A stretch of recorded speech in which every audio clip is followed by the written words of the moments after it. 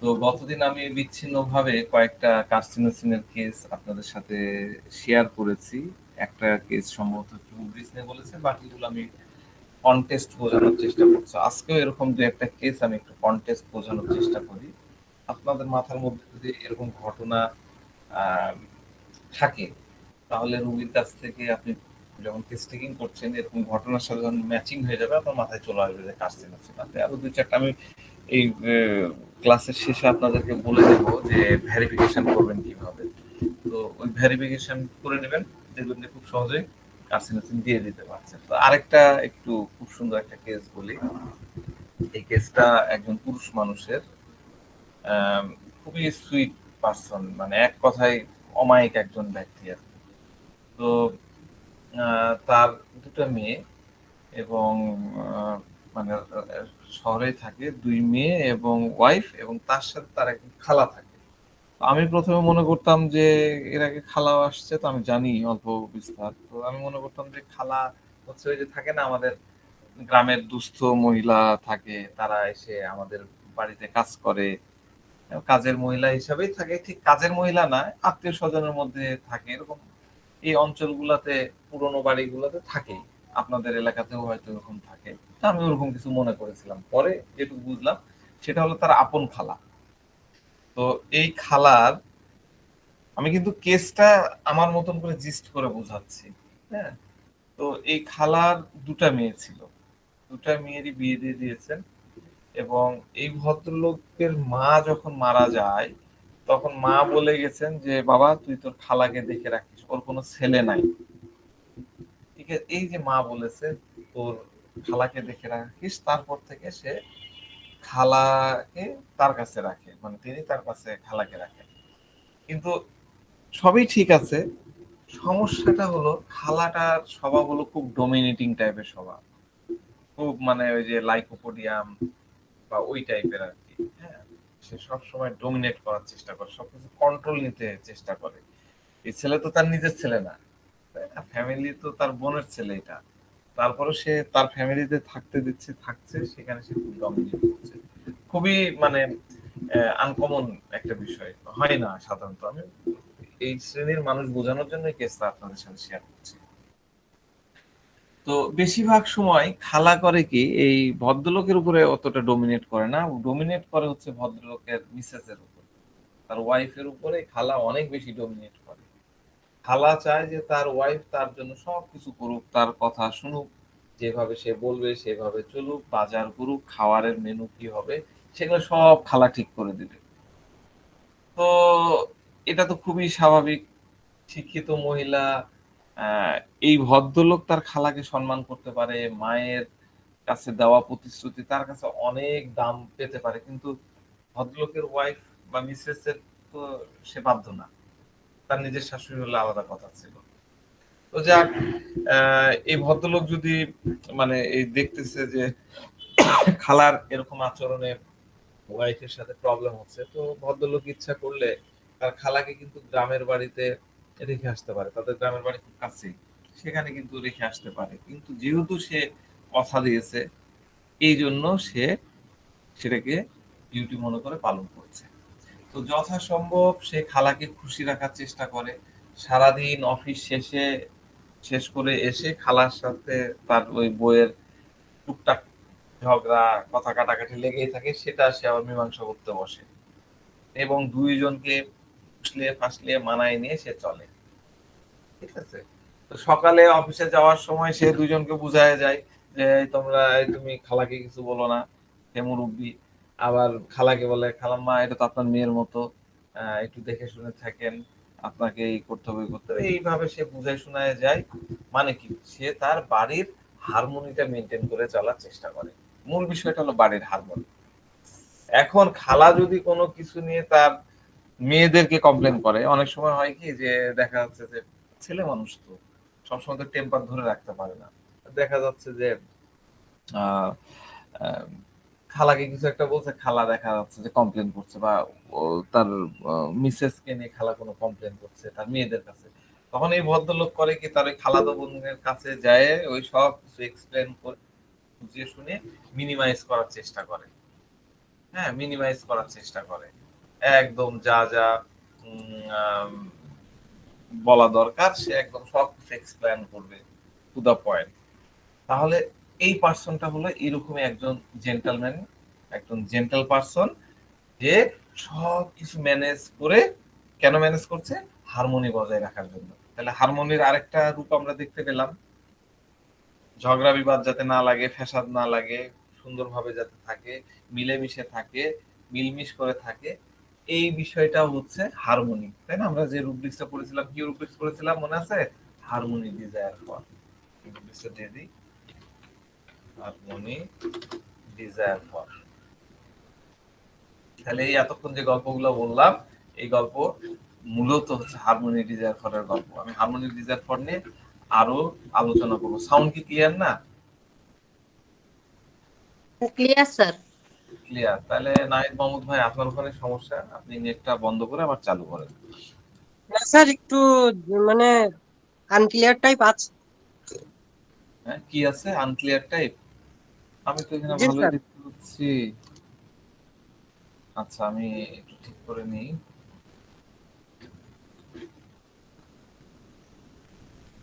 তো এটা একটু বললেই তো প্রথম থেকে ভালো হতো। তা আমি তো এখানে ভালো পিক দেখতে পাচ্ছি সাউন্ডের। সবারই কি একই অবস্থা নাকি? সাউন্ড ঠিক আছে স্যার, সুন্দর আসতেছে তো। সুন্দর আসছে না? আচ্ছা, ঠিক আছে। নেটের সমস্যা হলে ওরকম হতে পারে। তো হারমোনি ডিজায়ার ফরের বিষয়টা বললাম। সকালে অফিসে যাওয়ার সময় সে দুইজনকে, খালার পিঠেও হাত বোলায়, বউয়ের পিঠেও হাত বোলায়, দিয়ে সবকিছু মেনটেন করার চেষ্টা করে, বাড়িটাতে যাতে হারমোনি মেনটেন থাকে, হারমোনি বজায় থাকে, সেটা চেষ্টা করে। ঠিক আছে? তো এখন এই ভদ্রলোক যখন আমার সাথে কথা বলতেছিল, তখন খুব হাসি মুখে কথা বলতেছিল। দেখেন, হাসি মুখে কথা বলা পেশেন্টের সংখ্যা কিন্তু খুব বেশি না। হাসি মুখে কথা বলা পেশেন্ট মানে হচ্ছে স্মাইলিং ফেস, তাই না? Smiling, S M, smiling face. Smiling এ মাত্র 28টা মেডিসিন আছে। ঠিক আছে? তাহলে দেখেন কত সুন্দর, খালি অবজারভেশন দিয়েই আমরা মেডিসিনের কত কাছাকাছি জায়গায় যেতে পারি, তাই না? 28টা মেডিসিন খালি হাসে, এদের মুখে স্মাইল লেগে থাকে। এক একজন এক এক কারণে হাসে, এক একজন এক এক কারণে হাসে। কার্সিনোসিন এক কারণে হাসতেছে, হেলকপি এক কারণে হাসতেছে, হায়াসিনাস এক কারণে হাসতেছে, লাইকোপোডিয়াম এক ধরনের হাসতেছে, তাই না? তাহলে হাসির ফেস দেখেও কিন্তু আমাদের একটা ইন্ডিকেশন আমরা পেয়ে যাই। তো তার সবচেয়ে মজার ব্যাপার হচ্ছে কার্সিনোসিনের ক্ষেত্রে, কার্সিনোসিনের হাসি নিয়ে এই একটা কথা আমি আপনাদেরকে বলে রাখি, এটা নোট করে নেন। কার্সিনোসিনের হাসি দেখলে আপনার কখনোই মনে হবে না যে এটা একটা ফেক হাসি। ফেক হাসি তো বুঝেন, লাইকোপোডিয়াম যেরকম হাসে, তাই না? একটা ফেক হাসি, তার হাসির মধ্যে একটা প্রাণবন্ততা, একটা ন্যাচারাল ভাব একটা থাকবে, একটা সুইট স্মাইলি ফেস। তার মুখটা সব সময় একটা সুইট স্মাইলি ফেস থাকবে। হ্যাঁ, আপনি জানেন যে সে হয়তো বা হ্যাপি না, হ্যাঁ, তারপরেও যদি সে নিজেকে হ্যাপি শো করার চেষ্টা করে, আপনার কাছে মনে হবে না যে এটা একটা ফেক হাসি, এটা একটা সুইটনেস, একটা সফটনেস নিয়ে তার মুখের মধ্যে একটা হাসি থাকবে। ঠিক আছে? এই কন্টেস্টটা বোঝেন, কেসটার এটা হলো এরকম। আরেকটা বিষয় হলো কেস থেকে আমরা পাই, এটা হচ্ছে ভায়োলেন্স অ্যাভারশন। কোন প্রকার ভায়োলেন্স পছন্দ করে না, আবার এসে ভায়োলেন্স করতেছে, সবসময় পোলারিটি, ভায়োলেন্স অ্যাভারশন। তার মধ্যে আমরা ভায়োলেন্স অ্যাভারশন। এখন আমি একটা মজার জিনিস আমি আপনাদেরকে একটু শেয়ার করি, আরেকবার একটু শেয়ার করতেই হয়, নাহলে হবে না। সেটা হলো, এই যে দেখেন, আমরা কয়েকটা রুব্রিক্স একটু দেখবো, আপনারা লিখেও নিতে পারেন। দেখেন, liar, L A L I A R, liar. লায়ারে গেলাম, লায়ারে 32টা মেডিসিন আছে। দেখেন 32টা মেডিসিন আছে, দেখেন বোঝা যাচ্ছে যে 32 লায়ার রুব্রিক্সটার মধ্যে 32টা মেডিসিন আছে। কিন্তু এর মধ্যে দেখেন কার্সিনোসিন, কার্সিনোসিনের সংক্ষেপটা কি? সিএআরসি, কার্সিনোসিন। আর সিএএলসি টা কি হয়? সিএএলসি তে কি? Calcarea, calcarea carb. জি স্যার। হ্যাঁ, দেখেন কার্সিনোসিন নাই, লায়ারের মধ্যে কার্সিনোসিন নাই, এটা নিলাম। এরপরে আপনি ডিসঅনেস্টে যদি যান, দেখেন ডিসঅনেস্ট, এই যে ডিসঅনেস্ট রুব্রিক্সের মধ্যে গেলাম, দেখেন এখানেও কিন্তু কার্সিনোসিন নাই, ক্যালকিরিয়া আছে, কার্সিনোসিন নাই।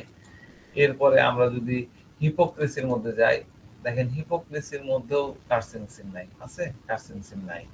আমরা যদি ডিসিটফুলের মধ্যে যাই, দেখেন ডিসিটফুলের মধ্যেও কিন্তু কার্সিনোসিন নাই, ডিসিটফুলের মধ্যেও কার্সিনোসিন নাই।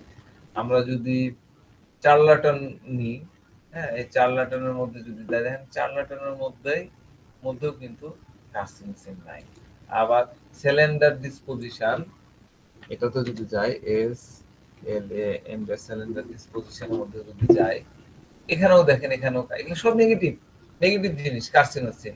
মোরাল ফিলিং ওয়ান্ট অফ, হ্যাঁ, আমরা ইয়েতে কি দেখেছিলাম, ইগনেশিয়া বা স্টাফিসিগ্রিয়া আমরা কি দেখেছিলাম, moral sensitive, moral feelings of, sensitive moral impression. Moral impression. তো আমরা যদি মোরাল ফিলিং ওয়ান টপেও যাই, এম ও আর এ এল, মোরাল ফিলিং ওয়ান টপ মানে তার মধ্যে নীতি নৈতিকতা কিছুই নাই, এরকম যদি ইয়েতে যাই, দেখেন এখানেও কিন্তু কার্সিনোসিন নাই। এরকম নেগেটিভ কারি কারি আপনি যদি রুব্রিক্সে যান, তাহলে আপনি কিন্তু কার্সিনোসিনকে পাবেন না, কার্সিনোসিনকে আমরা পাবো না। এই ইয়েগুলো তো পাবোই না, এই যে রুব্রিক্সগুলো আমি এখানে দিলাম, দেখেন এই 7টার মধ্যে কিন্তু কার্সিনোসিন নাই, আশেপাশেই নাই। এগুলা একদম সবচেয়ে খারাপ খারাপ রুব্রিক্স, মিথ্যাবাদী, dishonest, hypocrisy, deceitful, charlatan, cylinder disposition, moral feelings want of, এই ইয়েগুলাতে আপনি কার্সিনোসিনে আসবেন না। তাহলে আমরা যদি এটাকে একটা সামারাইজ করি, তাহলে দাঁড়াবে এই পেশেন্টরা মিথ্যা কথা বলে না, এই পেশেন্টরা অসৎ না, এই পেশেন্টরা মোরালিটি সম্পূর্ণ, এই পেশেন্টরা হিপোক্রেটস না, মুখে এক অন্তরে আরেক সেটা না। ঠিক আছে, এটা হলো কার্সিনোসিনের একদম বেসিক একটা নেচার। তো আমরা যদি কার্সিনোসিনকে ভালোভাবে মনে রাখতে চাই, তাহলে আমরা যদি কার্সিনোসিনকে ক্যাটাগরাইজ করে মনে রাখতে পারি, ক্যাটাগরাইজ করে ডিফারেন্ট ডিফারেন্ট ক্যাটাগরির কার্সিনোসিন করে আমরা যদি মনে রাখতে পারি, তাহলে আমাদের জন্য সোজা হয়ে যাবে। একটা পার্সনের মধ্যে তো আপনি সব কার্সিনোসিনের গুণ পাবেন না, হ্যাঁ, ছোটবেলায় এক ধরনের কার্সিনোসিনের গুণ পাবেন, ইয়াং এজে এক ধরনের পাবেন, বৃদ্ধ এজে এক ধরনের পাবেন, এটা ডিফারেন্ট টাইপ হয়। তো আমরা প্রথম থেকে কি জেনে আসলাম, কার্সিনোসিন কিভাবে তৈরি হয়, তারপরে তার মধ্যে কিভাবে নেগেটিভ ফিচারগুলো চলে আসছে, যেমন সে কি করে ডিস্ট্রাকটিভ হচ্ছে, সে কি করে নটি হয়ে যাচ্ছে, এটা আমরা কিন্তু জেনে আসছি, তাই না, দ্বিতীয় ক্লাসে। তারপরে আমরা তার মধ্যে কিভাবে বিভিন্ন ধরনের এলিমেন্ট তৈরি হয়, বিশেষ করে ডোমিনেশন, অ্যাবিউজের পরে পানিশমেন্ট, গতদিন বললাম পানিশমেন্টের পরে রেজ, মানে অ্যাঙ্গারের থেকেও ভয়াবহ রেজের পরে অনেক বেশি অ্যাঙ্গার হলো, মানে রাগ, সেখান থেকে হলো।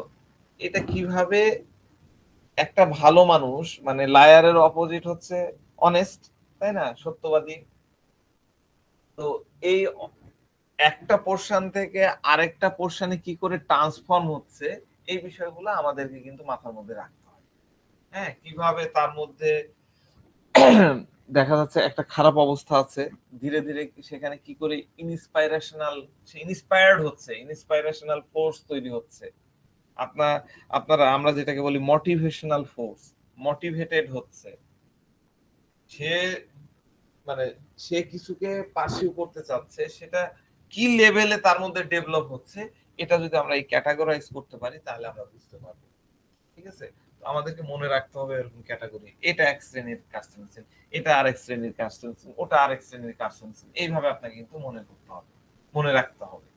ঠিক আছে, আর একটার মধ্যে যে সব খুঁজবেন না, তবে বেসিক যে জিনিসগুলা সেগুলা কিন্তু আপনি পাবেন। আবার দেখা যাচ্ছে আমরা গতদিন থেকে খালি ডমিনেশন ডমিনেশন করলাম, তার মানে কার্সিনোসিন খালি ডমিনেশন আলা ফ্যামিলিতেই তৈরি হবে, আর কোথাও তৈরি হবে না, বিষয়টা তা না। যেখানে দেখা যাচ্ছে এমন ফ্যামিলিতে তৈরি হয়েছে, মানে বাচ্চা জন্মাইছে, শিশু আসছে, যেখানে তাকে কম ইফোর্ট দিতে হয়, তার আইপিআর এ যারা আছে, তার প্যারেন্টস, তার দাদা দাদি, তার ভাই বোন, হ্যাঁ, এরা তাকে দেখাচ্ছে তার প্রত্যেকটা কাজে অনেক বেশি অ্যাপ্রিসিয়েশন করে, বাহ কত সুন্দর, কি চমৎকার, এত সুন্দর, হ্যাঁ, সে যা কিছু করুক না কেন, ভুল করুক না কেন, তাকে অ্যাপ্রিসিয়েশন করে। হ্যাঁ, তাহলে এইরকম এনভায়রনমেন্টে বেড়ে ওঠা বাচ্চা তো আর ডেফিনেটলি ওই যে আমার সেই অটিস্টিক এডিএইচডি বাচ্চার মতন তার হবে না, তাই না? তাহলে এই ক্যাটাগরিতে বেড়ে ওঠা বাচ্চাগুলোর মধ্যে আমরা পজিটিভ রুব্রিক্সের সেট পাবো, পজিটিভ, খুবই পজিটিভ পজিটিভ জিনিসগুলো পাবো।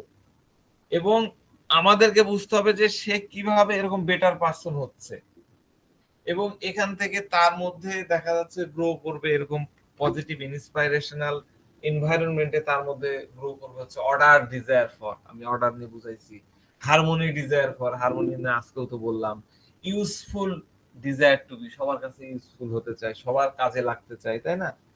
এইরকম হবে। এবং এই ফ্যামিলি গুলাতে খুব বেশি মোটিভেশন দেওয়া হয়েছে, খুব বেশি ইন্সপায়ার্ড করা হয়েছে ছোটবেলা থেকে, এরকম ফ্যামিলিতেই তৈরি হয়ে যায় ট্যালেন্টেড ভেরি। আমাদের রুব্রিক্স আছে ট্যালেন্টেড ভেরি, দিয়ে দিলাম ট্যালেন্টেড ভেরি, ট্যালেন্টেড ভেরি, ঠিক আছে? ট্যালেন্টেড ভেরি, এই talented very, what is talented? Talent কাকে বলে আমরা জানি? ট্যালেন্ট কি?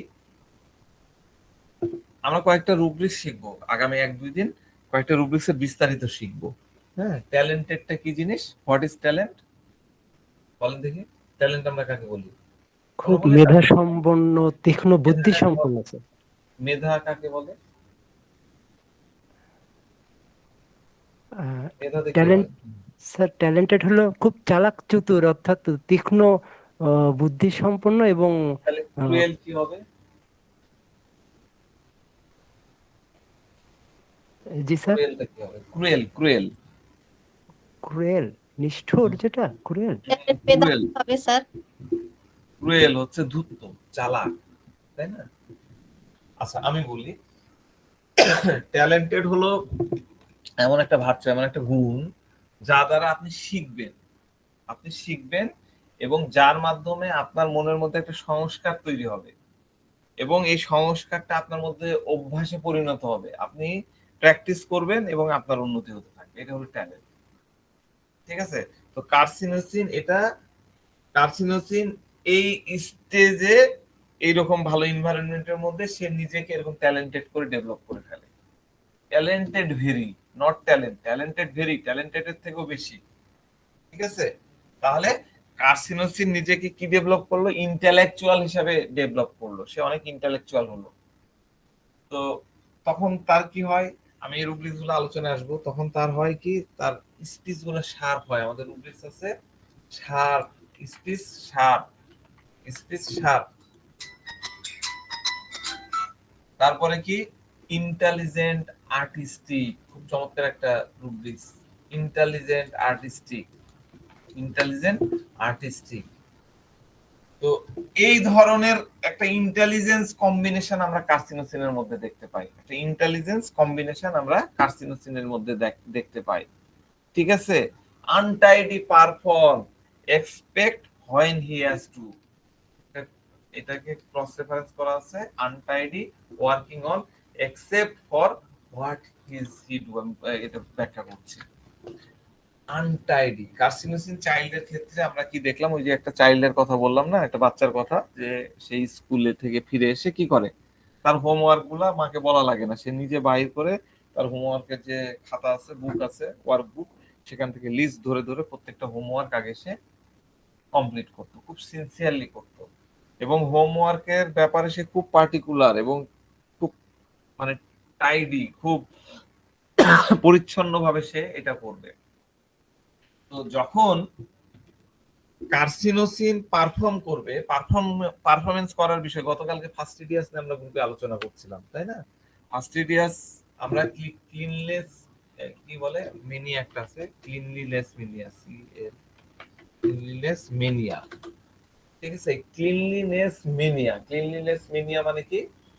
বারবার পরিষ্কার করা, তাই না? আমরা যেটা বুঝি যে বারবার হাত ধুচ্ছে সাবান দিয়ে, ওসিডিতে যেটা আমরা দেখি, তাই না? বারবার পানি ঢালতেছে, বারবার ঢালতেছে, বিছানা বারবার ঝাড় দিচ্ছে, এটা হলো মিনিয়ার মতন, বারবার একটু কিছু হলো, একটা বই নাড়লো আবার হাত ধুলো, এই মাইক্রোফোন নাড়লো আবার হাত ধুলো, এই ক্যামেরা নাড়ছে আবার হাত ধুলো, এটা হলো ক্লিনলিনেস মেনিয়া। আমি রুব্রিক্সটা দিয়ে দিচ্ছি, এখানেও কার্সিনোসিন আছে। তো এই কাজটা কারা করে? আর্সেনিক করে বেশি, তাদের হলে ধোয়াধুয়ির ইয়াতে। আর ইয়ের এই কার্সিনোসিনের মেন্টাল সেটআপ হচ্ছে তার ওয়ার্ক, তার পারফরমেন্স। সেখানে সে ফাস্টিডিয়াস হয়, সেখানে সে টাইডি হয়। হ্যাঁ, টাইডি, আমাদের রুব্রিক্স আছে টাইডি, TIDY,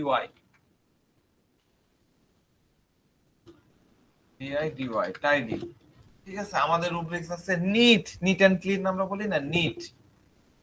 তো সে এই জায়গাতে পরিষ্কার হয়। কোথায় পরিষ্কার হয়? তার পারফরমেন্সের ক্ষেত্রে। পারফরমেন্স একদম নিট এন্ড ক্লিন হতে হবে, ইন্টেলেকচুয়াল পারসন তো। আর যখন তার পারফর্ম করার প্রয়োজন হবে না, কোথাও যে নিজেকে শো করার প্রয়োজন হবে না, কোথাও যে তার কাজ করার প্রয়োজন হবে না, তখন সে একদম ন্যাচারাল ভাবে পড়ে থাকবে, তার মধ্যে একদম ন্যাচারাল ভাবনা থাকবে, এবং সে সময় তার মধ্যে ওই টাইডিনেসটা আপনি খুঁজে পাবেন না। ঠিক আছে, ওই রকম পরিপাটি ভাব, ওইরকম ফাস্টিডিয়াস ভাব, ওই জিনিসটা আপনি খুঁজে পাবেন না। আর যখন তাকে ডোমিনেট করা হবে, প্রেসার দেওয়া হবে, পারফর্ম করতে ঠেলে দেওয়া হবে, তখন সে আবার টাইডি হয়ে যাবে। তাহলে তার কাছ থেকে যখন অনেক বেশি প্রত্যাশা থাকে না, তখন সে একদম ন্যাচারাল হয়ে যায়, একদম প্রাকৃতিক থাকে। ঠিক আছে, তার কোথাও যাওয়ার প্রয়োজন পড়ে না, একদম নরমাল কাপড়ে, বাড়িতে একদম নরমাল কাপড়ে থাকতেছে, আমরা বাড়িতে যেরকম রিল্যাক্স মুডে থাকতেছি, তাই না? একদম পোশাক আশাকে সেরকম ইয়ে নাই, মাথা দেখা যাচ্ছে চুল উস্কো শুষ্ক হয়ে আছে সালফারের মতন, হ্যাঁ, এলোমেলো হয়ে আছে, বা কোনো রকম বেঁধে রেখেছে, লিপস্টিক দিয়েছে হয়তো, একটু এরকম এরকম এর মধ্যে রয়েছে, ও দেখা দেখি নাই, প্রয়োজন পড়েনি, ওর মেকআপ নেওয়ার ইয়া নাই, একটু পাউডার টাউডার মেখে রেখেছে, বাড়িতে একদম ন্যাচারাল হইতে থাকে। কিন্তু ধরেন আপনার কাছে যেতে হবে, ডাক্তারের কাছে যেতে হবে, কোথাও যেতে হবে, বা অন্য কোথাও ইয়ে করবে, তখন সে একদম টাইডি পরিপাটি হয়ে ফিটফাট হয়ে যাবে। ঠিক আছে, তো এইভাবে আমরা কার্সিনোসিনের একটা ফেস কিন্তু দেখতে পাই। তো কার্সিনোসিনকে আমরা পাইলাম তাহলে স্মাইলিং, স্মাইলিং এর মধ্যে পাচ্ছি, এরা খুব হচ্ছে সোশ্যাল হয়, সোসিয়েবিলিটি এদের মধ্যে থাকে। হ্যাঁ, আরেকটা জিনিস মজার থাকে, সেটা হলো টেস্টফুল, দিয়ে দিলাম একসাথে টেস্টফুল। হ্যাঁ, এটা কিন্তু সিঙ্গেল না, আর্সেনিক আছে, ডালকামার আছে, ভ্যানিলা আছে, ক্যালিসালফ আছে। Tasteful, what is tasteful? টেস্টফুলটা কি বলতে পারেন? টেস্টফুল বলতে আমরা কি বুঝি? ইন জেনারেল আমরা কি বুঝি? খুব টেস্টি খাবার, টেস্টি টিট। আমাদের এখানে কি আছে? পেস্ট্রি শপ আছে, যেখানে ইয়ে তৈরি করে, কেক তৈরি করে। টেস্টফুল মানে এটা খুবই চমৎকার একটা বিষয় কার্সিনোসিনের ক্ষেত্রে। এই কার্সিনোসিন ব্যক্তি যখন কোনো কাউকে পছন্দ করে, বা লোকজন চুজ করার বিষয় থাকে, পছন্দ করার বিষয় থাকে, তখন সে খুব তার পার্টিকুলার হয় আর কি। সে যাকে পছন্দ করবে, এবং ওই পছন্দটা মানে আপনার কাছে মনে হয় যে না, তার টেস্ট খুব ভালো, আমরা বলি না যে অমুকের টেস্ট, মানুষকেও কিন্তু টেস্ট দিয়ে ইয়ে করা যায়, মেজার করা যায়। তো তার পছন্দটাও একটা টেস্টি পছন্দ, ভালো ভালো চুজি জিনিস হবে, এবং সেই তার সেই টেস্টটা হবে এক্সক্লুসিভ। আমরা কিন্তু এক্সক্লুসিভ টু এই রুব্রিক্সের মধ্যেও কার্সিনোসিনকে পাই। এক্সক্লুসিভ টু, এক্সক্লুসিভ কি, কাকে এক্সক্লুসিভ বলে? এক্সক্লুসিভ হলো ওয়ান এন্ড অনলি, তাই না? সেটা হলো এক্সক্লুসিভ। তার মধ্যে আমরা এক্সক্লুসিভ বিষয়টা পাই। আর কি হচ্ছে, আমরা প্রথম দিন দেখেছি অর্ডার ডিজায়ার ফর, সে সবকিছু অর্ডার মেনটেন করে, কার পরে কি হবে, কোত্থেকে কি যাবে, সেই বিষয়টা সে মেনটেন করে। আর কার্সিনোসিন একটা খুব কমন স্বভাব হচ্ছে নেচার লাভ ফর, প্রকৃতিকে ভালোবাসে, খোলা বাতাস ভালোবাসে, মুক্ত বাতায়ন ভালোবাসে, নেচার লাভ ফর। আর আমরা কার্সিনোসিনকে পাই হচ্ছে প্রিকোসিটি অফ চিলড্রেন। প্রিকোসিটি মানে কি? ইচড়ে পাকা আমরা যেটাকে বলি, তাই না? অকাল পক্ক, ছোট বাচ্চা পক পক করে বড় মানুষের মতন কথা বলতেছে, যেটাকে আমরা প্রিকোসিটি বলি, তাই না? তো এই বিষয়টা প্রিকোসিটি অফ চিলড্রেন মূলত আমরা বাচ্চাদের মধ্যে পাই, বড়দের মধ্যেও পাওয়া যায়, অন্যভাবে ইউজ করা যায়, তো আমরা আজকে বাচ্চাদেরই বুঝি। তো আমরা এটা করি কি, যে সে কিভাবে, বাচ্চাটা কিভাবে তার আশেপাশের মানুষের সাথে কথা বলতেছে, কোন ওয়েতে কথা বলতেছে, তার নির্দিষ্ট সিচুয়েশনে সে কিরকম আচরণ করছে, এইটা আমরা দেখি। এখানে দেখি যে না, সে খুব বড়দের মতন করে কথা বলতেছে, বড় বড় কথা বলতেছে, আমরা তখন এই প্রিকসিটি অফ চিলড্রেন এই রুব্রিক্সটাকে নিই। আবার এর সাথে সাথে আমরা এইসব বাচ্চাদের খুব বড় বড় বুড়ার মতন কথা বলে, আমরা বলি না বুড়ার মতন কথা, বুড়ির মতন কথা বলতেছে। এই বুড়ির মতন কথা বলা পার্সন হলো প্রিকসিটি অফ চিলড্রেন। এই পার্সন গুলা আবার আপনার সাথে যখন কথা বলবে তখন সে পোলাইট ভাবে কথা বলতেছে। তাহলে এইরকম একটা কম্বিনেশন, একদিকে প্রিকসিটি, একদিকে হচ্ছে পোলাইটনেস, এই দুইটা কম্বিনেশন আমরা কিন্তু কার্সিনোসিনের এক স্টেজের বাচ্চাদের মধ্যে পাই। এইটাকে আমরা বলি হচ্ছে এবং তার এই উদ্দেশ্যটা থাকে কিন্তু মূলত please desire to be please. সে বড়র মতন করে কথা বলতেছে, আবার পোলাইটলি কথা বলতেছে, কারণ কি সে আরেকজনকে সন্তুষ্ট করতে যাচ্ছে, প্লিজ করতে চাচ্ছে। ঠিক আছে? তো আমরা এই যে একটা ছোট বাচ্চা সে বুড়ার মতন কথা বলতেছে, প্রিকসিটি আসছে, আবার পোলাইট ভাবে আচরণ করতেছে এবং সেটা করতেছে অন্যকে প্লিজ করার জন্য, এইটা করতে যায় কিন্তু তাকে অনেক ইফোর্ট দিতে হচ্ছে। ছোট বাচ্চা হিসেবে তাকে কিন্তু অনেক ইফোর্ট দিতে হচ্ছে, সুন্দর সুন্দর ওয়ার্ড চুজ করতে হচ্ছে, তাকে শিখতে হচ্ছে, তারপরে না দিচ্ছে। যদিও সে অনেক ইন্টেলেকচুয়াল, কিন্তু তারপরেও তো তাকে ইফোর্ট দিতে হচ্ছে। তো ম্যাক্সিমাম কার্সিনোসিন পার্সনকে আমরা পাই, এরা খুব ইন্ডাস্ট্রিয়াস পার্সন, খুবই পরিশ্রমী ব্যক্তি, এরা খুবই পরিশ্রমী আমাদের। এবং কি পরিশ্রমী, কিসের জন্য পরিশ্রমী? তার কাজটা শেষ, যে কাজ হাতে নিয়েছে, অর্ডার, যে অর্ডারটা অনুযায়ী সে কাজ করবে, সেই কাজটা শেষ করার জন্য তার মধ্যে একটা আকুতি থাকে। আমাদের রুব্রিক্স আছে industrious, desire to be finish his work. সে খুবই পরিশ্রমী তার ওয়ার্কটাকে, তার কাজটাকে শেষ করার জন্য, এবং সেই কাজটাকে শেষ করার জন্য নিজেকে স্টিমুলেট করতে থাকে, বল প্রয়োগ করতে থাকে, যাতে যথা সময়ে পরিপাটিভাবে টিনি এবং টাইডি এবং নিট ভাবে সে পুরা কাজ শেষ করতে পারে, এটার জন্য সে চেষ্টা করে। ঠিক আছে? এইরকম একটা শেড বা ফ্যাসেট আমরা কিন্তু এক শ্রেণীর কার্সিনোসিনের কাছে পাই। আমি কিন্তু অনেকগুলো বললাম, আপনাদেরকে এগুলো মনে রাখতে হবে। হ্যাঁ, তো এখন আমি একটা কেস শেয়ার করি। একটা ছোট্ট বাচ্চা আসছিল, বয়স হলো 4 বছরের মতন, 4-5 বছর। তো তাকে ভালো করে খেয়াল করেন, হ্যাঁ, এরকম পাবে না তারা। তো তাকে জিজ্ঞাসা করলাম, ছোট বাচ্চা তো অত ভালো বলতে পারবে না, তো মায়ের দিকে তাকিয়ে বললাম যে বাচ্চার কি হয়েছে, কি কি সমস্যা হচ্ছে বলেন। তো বাচ্চার মা বলছে যে আমার বাচ্চার পায়খানার সমস্যা, টয়লেটের সমস্যা, আর বলে যে ওর খাওয়ার রুচি একদমই নাই, আর বলে যে ইদানিং তো সে একদমই খেতে চাচ্ছে না। বললাম যে খেতে চাচ্ছে না কেন, এর মধ্যে কি হয়েছিল? বলছে না সেরকম কিছু হয়নি, কিন্তু এখন আমরা দেখতেছি সে মোটেই পছন্দ করছে না খাবার, বা অন্য কিছু দিলেও সে যেটা সে পছন্দ করতো সেটাও সে খেতে চাচ্ছে না। বললাম আচ্ছা ঠিক আছে। আমি বললাম যে আর কিছু? তো বলতেছে যে আরেকটা বিষয় ডাক্তার সাহেব, ইদানিং দেখতেছি যে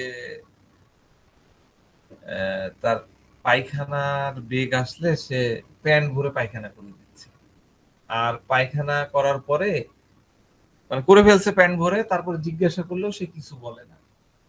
তো সেদিন আমার রুমে ঢুকছে, আমি বললাম যে কখন খেয়াল করছেন, কিভাবে বুঝলেন? তো বলতেছে যে সেদিন যখন আমার রুমে ছিলাম, আমার রুমে ঢুকলো, ঢুকার পরে একটা মানে বাজে গন্ধ পাই, একটা স্মেল পাই, ব্যাড ব্যাড অর্ডার আর কি, এটা স্মেল না, ব্যাড অর্ডার পাই, পচা গন্ধ পাই।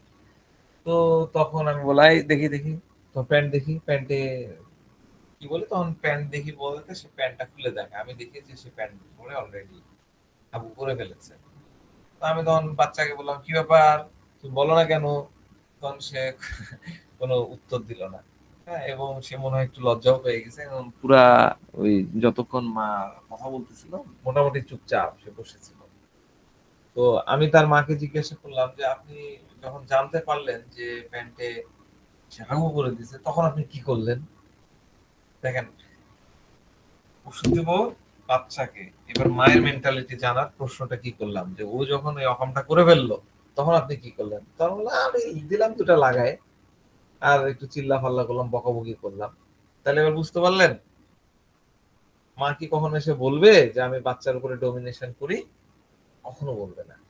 তা আপনাকে এভাবে ইন্টেলেকচুয়াল, আপনাকে কার্সিনোসিনের মতো ইন্টেলেকচুয়াল হয়ে প্রশ্ন করতে হবে। দিই দুটো লাগায়, দিলাম দুটো লাগায়, ভ্যাঁ ভ্যাঁ করলো আর কয়েকটা বকা, এই ভ্যাঁ ভ্যাঁ বলতেছি, দুটা দিলাম লাগায় আর বকাবকি করলাম, হ্যাঁ তুমি এত বড় ছেলে দিন দিন বুড়া ধামড়া হয়ে যাচ্ছ, আর এইভাবে এসে বললো। তো আমি বললাম যে আপনি যখন দুটো লাগালেন আর বকাবকি করলেন তখন সে কি করলো? তো বলছে যে সে কোনো প্রকার রিপ্লাই করলো না, কোনো প্রকার রিপ্লাই করলো না। পালসিটিয়ালা হলে তো কি হতো, বকা মারা লাগতো না, বকা দেওয়া মাত্রই সে কিন্তু শুরু করে দিত ভ্যাঁ ভ্যাঁ, তাই না? তো যাক, আমি বললাম যে তার এই আপনি কতদিন থেকে এই সমস্যাটা খেয়াল করছেন? বলে তা তো হবে দিন 15, 10-15 দিন তো হবেই, আগে ঠিক ছিল। আমি বললাম যে এর মধ্যে আসলে হয়েছিলটা কি? বলছে না সেরকম কিছু হয় না। বললাম যে আপনার বাড়িতে বা স্কুলে কোনো পরিবর্তন হয়েছে যে যার পর থেকে এরকম হচ্ছে? বলে, না না সেরকম না। আমি বললাম যে আচ্ছা আপনার বাচ্চার নেচার সম্পর্কে একটু বলেন তো দেখি, তার স্বভাব আচরণ সম্পর্কে একটু বলেন। মা বলছে যে সে খুব শান্ত বাচ্চা এবং খুব মানে অবিডিয়েন্ট, বাধ্য বাচ্চা, যা বলবো তাই শুনে।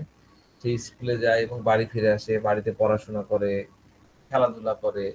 হ্যাঁ, তো বাহিরে যেতে চাই খুব, মাঠে খুব কাদা ময়লা থাকায় আমি তাকে বাইরে যেতে দিই না। সে খুব পছন্দ করে আমাকে, বিকাল হলে খুব পিড়াপিড়ি করে যে বাইরে যাবো বাইরে যাবো। আমি বলি না, যাওয়া যাবে না। আমি বললাম যে ছোট বাচ্চা, সে বাইরে খেলতে যেতে চায়, আপনি কেন তাকে যেতে দেন না? আপনি কেন তার প্রতি এত কঠোর হন? মা বলতেছেন না আসলে আমি তার সাথে অত কঠোর না, অল্প একটু ইয়ে করি, কিন্তু আমি তো তাকে যথেষ্ট ভালোবাসা দিই। হ্যাঁ, তবে আমি যে জিনিসগুলো পছন্দ করি না আমি তাকে করতে দিই না। সে তার বড় বোনের সাথে খেলে, মারামারি করে, হুম, ওর আম, দাদা দাদির সাথেও সে ইয়ে করে, কোনো সমস্যা নাই। কিন্তু আজকাল একটা জিনিস খেয়াল করছি ডাক্তার সাহেব, সে আমাদের কথা শুনতে চায় না, যা ইচ্ছা তাই করতে চায়। যেমন ধরেন আমি তাকে বললাম খেতে, এই আসো খেয়ে যাও বা পড়ালেখা করো, ও তখন দেখা যাচ্ছে সে করতে চায় না। আমি তখন এই এখনই খেতে হবে, একটু জোর দিলাম। হ্যাঁ, তো দেখা যাচ্ছে যে অনেকবার ধমক দিলেও সে, মানে প্রেশার ক্রিয়েট করলেও সে ওটা করতে চায় না। আগে কিন্তু ডাক্তার সাহেবের ফোন ছিল না, আমি যদি একটু এই এদিকে আসো বলতাম সে সাথে সাথে কাজটা করে ফেলতো। তো এখন সে অনেকটা একগুঁয়ে হয়ে যাচ্ছে। তো আমি যখন বাসায় থাকি না তখন সে আমার অনুপস্থিতিতে সে মাঠে যায় খেলে এবং দাদিকে ম্যানেজ করে সে যায়। দাদি নিষেধ করেছে, তারপরে দাদির কথা শুনেনি, খেলতে গেছে। এবার আমি বাসায় ফিরে আসার আগে সে আবার ফিরে আসছে, এসে আবার দাদিকে ম্যানেজ করছে যে দাদি তুমি মাকে প্লিজ প্লিজ প্লিজ মাকে বলো না। আগে কিন্তু সে এরকম ছিল না। তো আমি বাচ্চাটাকে জিজ্ঞাসা করলাম যে তোমার কি কোথায় খেলতে বেশি ভালো লাগে, বাসায় না বাহিরে? তখন বাচ্চাটা একটু মায়ের দিকে তাকায় বললো যে ঘরের মধ্যেই খেলতে ভালো লাগে। তো আসলে আমি বুঝলাম যে আসলে কাহিনীটা কি, কেন সে ঘরের দিকের কথাটা বললো। ঠিক আছে, তো বুঝতেই পারছেন বাচ্চাকে কার্সিনোসিন দিলাম। তো এইটা ছোট করে বলতে পারেন আসলে কি থেকে কি হলো? আপনারা অ্যানালাইসিস করতে পারেন? এনিওয়ান, একজন করেন, একটু দ্রুত বলেন, কে বলতে পারবেন? শুনেছিলেন তো কেসটা? আমরা শুনেছি তো সবাই।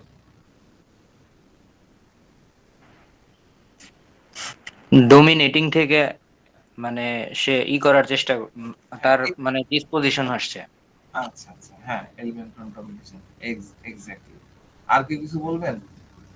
আর কি চেঞ্জ পেলাম আরেক লাইনে? এনিওয়ান? No one.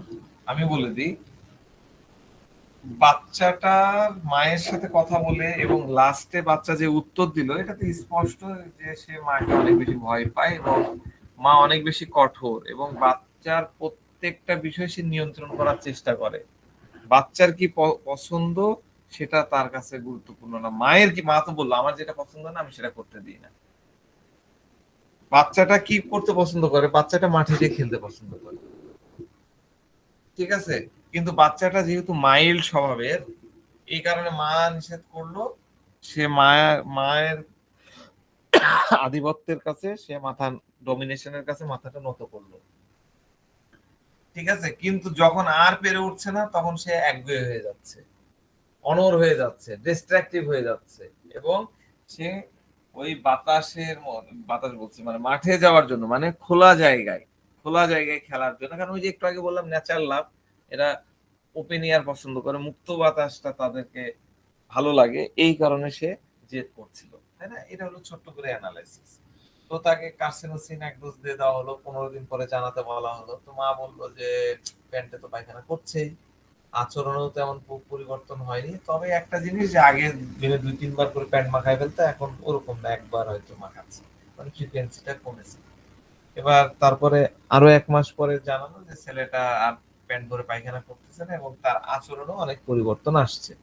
এটা ছিল ফলো আপ। তো তার কি কি রুব্রিক্স নেওয়া হলো, আমরা রুব্রিক্সটা একটু ইয়েতে দেখি,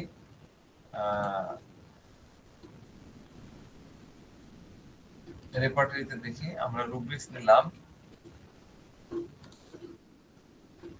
কি নিলাম প্রথমে, কি রুব্রিক্স বললেন? এলবেন ফ্রম, কি হবে বলেন তো, হেল্প করেন। এলবেন ফ্রম ডোমিনেশন, কি শিখেছি তো, বলেন। Children in parental history of excessive, ঠিক আছে, এটাকে আমরা রেপার্টরিতে নিয়ে নিলাম 1 নাম্বার ক্লিপে। এরপরে আমরা কি নিলাম, বাচ্চাটা কিরকম ছিল বুঝালে বুঝে, মানে মাইল্ডনেস চিলড্রেন ইন,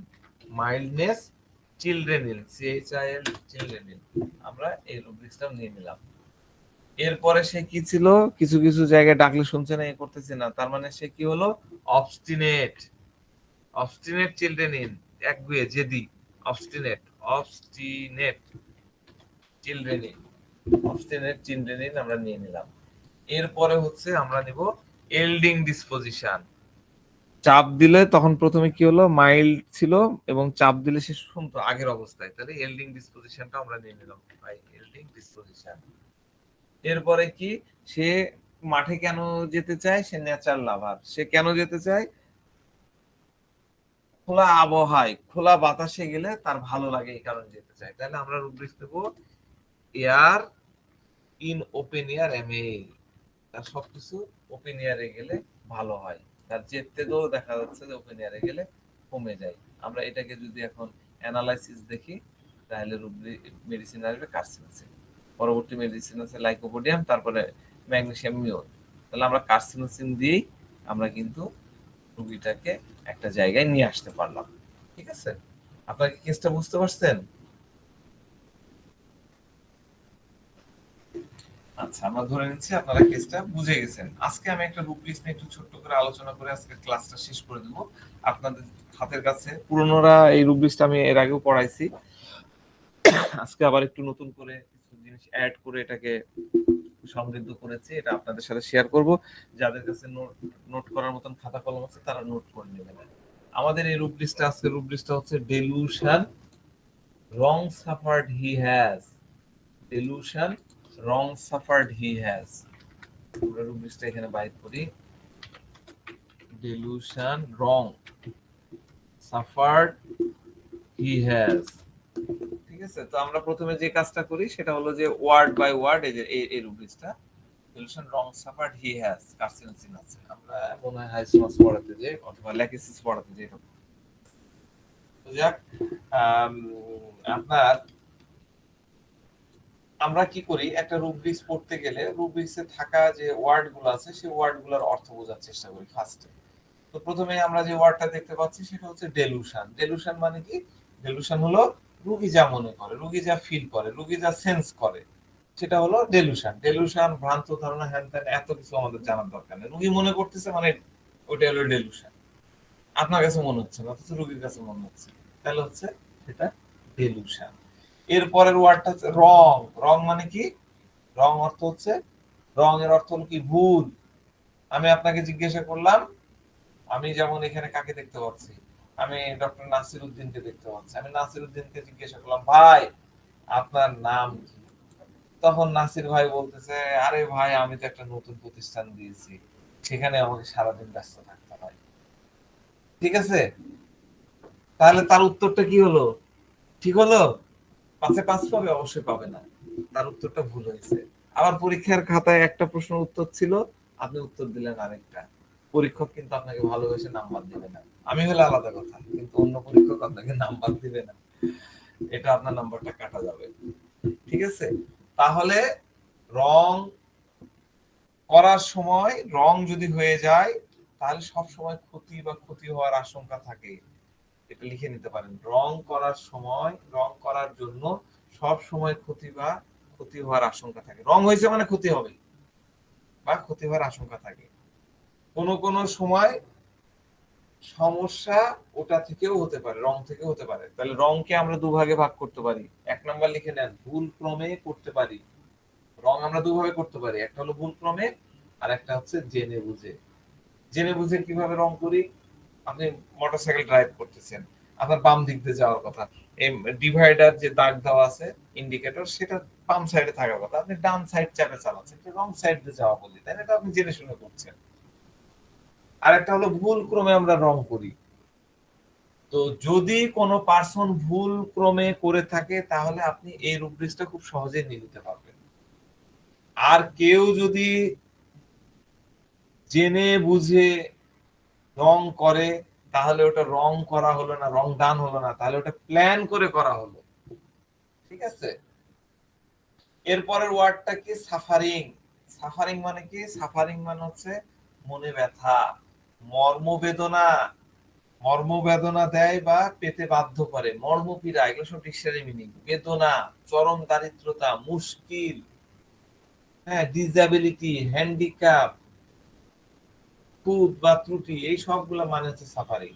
সাফারিং এর তিনটা বৈশিষ্ট্য থাকে, তিনটা বৈশিষ্ট্য। এক নম্বর হলো পেইন, যা ইনজুরি থেকে আরো গভীর ও তীব্রতর।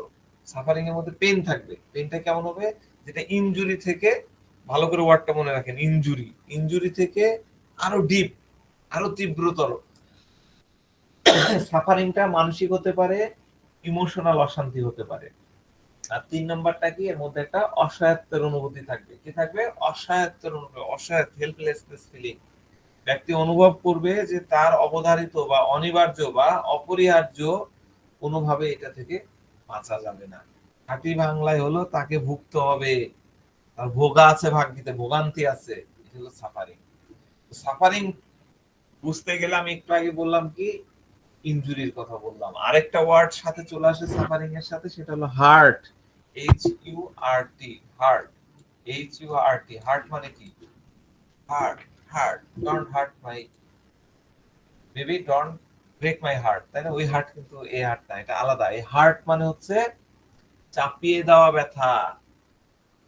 আবেগ, হার্ট করো না, ডোন্ট, মানে আমাকে হার্ট, আমি তোমার কথায় খুব হার্ট হয়ে গেলাম, মানে এটা হলো আমার আবেগ হার্ট হলো। হার্টের আরেকটা মানে হচ্ছে অসন্তুষ্ট বা চটানো, অসন্তুষ্ট বা চটানো। আরেকটা মানে হচ্ছে ক্ষতি বা হতাশা। তাহলে হার্ট ফিলিং এর মধ্যে চারটা বৈশিষ্ট্য থাকে। হার্ট ফিলিং, কেউ আপনাকে হার্ট করলে আপনার মধ্যে পেইন তৈরি হবে, আপনি অ্যাঙ্গুইশ হয়ে যাবেন।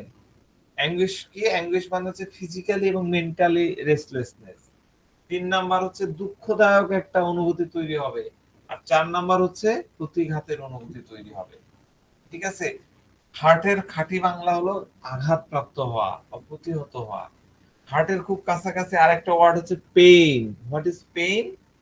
পেইন মানে হচ্ছে শারীরিক এবং মানসিক অস্বস্তি সহ বেদনা। শারীরিক এবং মানসিক অস্বস্তি সহ বেদনা। তাহলে রং সাফার্ড, এই দুটা ওয়ার্ড, এই দুটা শব্দকে আমরা যদি এক জায়গায় এক অর্থে, মানে দুটাকে যদি একটা ফ্রেজ মনে করে আমরা ব্যাখ্যা করতে চাই, তাহলে আমরা এটাকে খুব ভালোভাবে বুঝতে পারবো। ঠিক আছে? তো delusion, wrong suffered, wrong suffered he has. আচ্ছা, রং সাফার্ডটাকে বলে নি। রং সাফার্ড হলো, রং সাফার্ড ফেসটার দুটো, এটার যদি আমরা অর্থ করি তাহলে হবে কোনো অন্যায়, অন্যায্য, বেহুদা, অনুচিত, ক্ষতিকর অভিজ্ঞতা ইচ্ছাকৃত বা ভুলকৃতভাবে ভোগা, অন্যের পেন, বেদনা, যন্ত্রণা, ক্ষতি বা লোকসান সহ্য করা, এটা হলো রং সাফার্ড। ঠিক আছে? তো delusion, wrong suffered, he has wrong suffered, এইটার চারটা বৈশিষ্ট্য থাকবে। বৈশিষ্ট্য ইংরেজিতে অ্যাট্রিবিউট, চারটা অ্যাট্রিবিউট থাকবে। কি কি থাকবে? এক নাম্বার হচ্ছে পেইন, দুই নাম্বার হচ্ছে অন্যের ভুল উদ্দেশ্য বা খারাপ ইন্টেনশন, তিন নাম্বার হচ্ছে ব্লেম, সে দায়ী করবে, ব্লেম করবে, আর চার নাম্বার হচ্ছে অনুচিত প্রাপ্তর একটা অনুভূতি। এটা আমার প্রাপ্য ছিল না, কিন্তু আমি এটা পাইলাম। পেশেন্ট ভাবে যে আমার যে অভিজ্ঞতা হলো, এই অভিজ্ঞতাটা আমার হওয়ার কথা ছিল না, এই ফিলিংসটা তার মধ্যে থাকবে। তাহলে এই চারটা অ্যাট্রিবিউট যদি কোনো পেশেন্টের বক্তের মধ্যে আপনি পান, তাহলে আপনি delusion wrong suffered he has, এই রুব্রিক্সটা আপনারা নিয়ে নেবেন। ঠিক আছে? তো একটু উদাহরণ দিয়ে বিষয়টা বুঝি। রুগী এসে বলছে, স্যার আমার কোমর ব্যথার জন্য আমি অপারেশন করেছি। দেখেন দেখেন আমার অবস্থা আগের থেকে কি খারাপ হয়ে গেছে, আমি এখন তো ঠিক মতো চলাচল করতে পারছি না, অপারেশন করতে আমার সব টাকা শেষ করে ফেলেছি, আর এই এখন আমি হাঁটাহাঁটি করতে পারছি না। এরকমটা হয়েছে একদম আমার ডাক্তারের বোকামির জন্য। তাহলে এই কথার মধ্যে আমরা কি কি পেলাম? যে তার এই ভোগান্তিটা সে কার উপরে দায় চাপাচ্ছে? ডাক্তারের উপর। ডাক্তার কেন আমার অপারেশন করলো? আমি তো তাও আগে ব্যথা নিয়ে হাঁটতে পারতাম, অপারেশনের পরে তো আমি এখন হাঁটতেই পারছি না। তাহলে ডাক্তারের নির্বুদ্ধিতার উপরে সে দোষারোপ করছে। আবার রুগী হয়তো আপনার কাছে এসে বলবে যে আমার আশেপাশের লোকজন সবাই আমার প্রতি খুব অন্যায় আচরণ করতেছে, আমার বাবা মা, আমার ভাই বোন আমার প্রতি খুব অন্যায় আচরণ করছে। এটা হলো আপনি কিন্তু delusion wrong suffered he has, এটা নিয়ে নিতে পারবেন, এই রুব্রিক্সটা নিয়ে নিতে পারবেন। আমি রুব্রিক্সটা এখানে লিখে দিয়েছি, এখানে লিখে দিয়েছি। এরপরে আবার কোন রুগী এসে যদি বলে যে ডাক্তার সাহেব সত্য বলতে গেলে কি আপনার ওষুধ খেয়ে আমার কিছু রিলিফ দেওয়ার পরিবর্তে আমার ক্ষতি হয়ে গেছে, ডাক্তার সাহেব আপনার ওষুধ খেয়ে আমার তো এই ক্ষতি হয়ে গেছে, তাহলে আপনারা এই রুব্রিক্সটা নিয়ে নিতে পারবেন। সবগুলোর ভাবনাই কিন্তু এক। তার মনের মধ্যে কি কাজ করছে? যে আরেকজনের বোকামির জন্য ডাক্তার সাহেব আমাকে বোকামি করে যে ওষুধটা দিয়েছে, এই বোকামির জন্য আমার ক্ষতি হয়ে গেছে। আমি রিলিফ পেতে তো আপনার ওষুধ খেতে চেয়েছিলাম, কিন্তু আপনি তো বলছেন যে এটা মেডিসিনাল আগ্রাভেশন, আমি এটা মোটেও চাই না। রোগী এসে অনেক সময় কথা বলে, আপনার কথার সাথে তো ডাক্তার সাহেব কাজের কোনো মিল নাই। আপনি বললেন যে এই ওষুধ খেয়ে ব্যথা ভালো হয়ে যাবে, আবার আমি ওষুধ খেলাম ব্যথা বেড়ে গেল, আর আপনি এখন এসে বলতেছিলেন মেডিসিনাল অ্যাগ্রাভেশন। আমি তো এটা চাইনি মেডিসিনাল অ্যাগ্রাভেশন, আমি তো আপনার কাছে ভালোবার ওষুধ চেয়েছি। আপনার কথার সাথে কোনো কাজের মিল নাই। এটাকেও আপনারা কিন্তু delusion wrong suffered he has নিতে পারেন, কারণ সে ডাক্তারকে দোষারোপ করছে যে আপনার মেডিসিন দিয়ে আমার মেডিসিনাল অ্যাগ্রাভেশন আছে, এটা আপনি বুঝেন। আবার রুগী এসে বলে যে ওষুধ খাওয়ার আগে আমার মাত্র একটা সমস্যা ছিল, কিন্তু এখন ওষুধ খাওয়ার পরে আমার অনেক সমস্যা তৈরি হলো। আমার তো মনে হচ্ছে ডাক্তার সাহেব আমার কেসটা আপনি ঠিক মতন দেখেননি, আমার কথাগুলো আপনি মন মন দিয়ে করেন। সেদিন একটা মহিলা আসছে আমাদের এই ক্লাসেরই একজন মিসেস, উনি আজকে নাই বলে আমি গল্পটা করছি।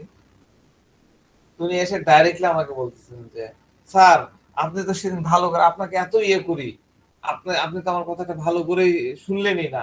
আমার মেয়েটার যে কান ব্যথা আমি আপনাদেরকে বুঝাতে পারলাম না, এলোপ্যাথি ডাক্তারকেও বুঝাতে পারলাম না, আপনাকেও বুঝাতে পারলাম না, আপনি কানটা তো দেখলেনই না, আপনি তো কানটা দেখলেনই না, এই মেয়েটা তো আমার সারা রাত্রে ঘুমাতে পারলো না। হ্যাঁ, এটা কিন্তু ওই মহিলাটার লং সাফার্ডের ভাবনার সাথে মিলে যায়। কিন্তু মহিলাটা ওষুধ দিচ্ছি না, ভাবনা বোঝানোর জন্য করছি। তো এই রোগী কি বলতেছে যে ওষুধ খাওয়ার আগে আমার একটা মাত্র সমস্যা ছিল, কিন্তু এখন ওষুধ খাওয়ার পরে অনেকগুলো সমস্যা তৈরি হয়েছে। আমার তো মনে হচ্ছে ডাক্তার সাহেব আপনি আমার কেসটা ঠিক মতো দেখেননি, আপনি আমাকে ভুল ওষুধ দিয়ে আমার জীবনটা শেষ করে ফেলেছেন। এখন তো আমি ঠিক মতো খেতে পারি না, ঘুমাতে পারি না, কাজ করতে পারি না ঠিক মতো।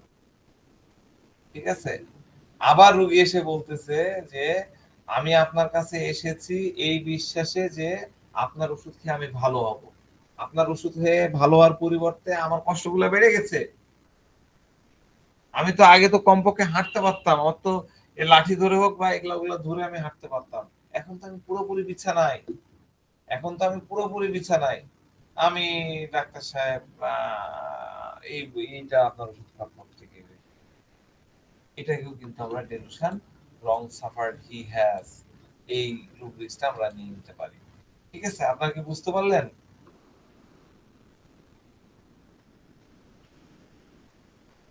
বুঝতে পারেননি কে? ডেলুশন রং সাফার্ড এগুলো বড় রুব্রিক্স, এরকম আমি আপনাদের আর 3-4টা রুব্রিক্স পড়াবো, আগামী দিন হয়তো আমি 2-3টা রুব্রিক্স পড়াবো।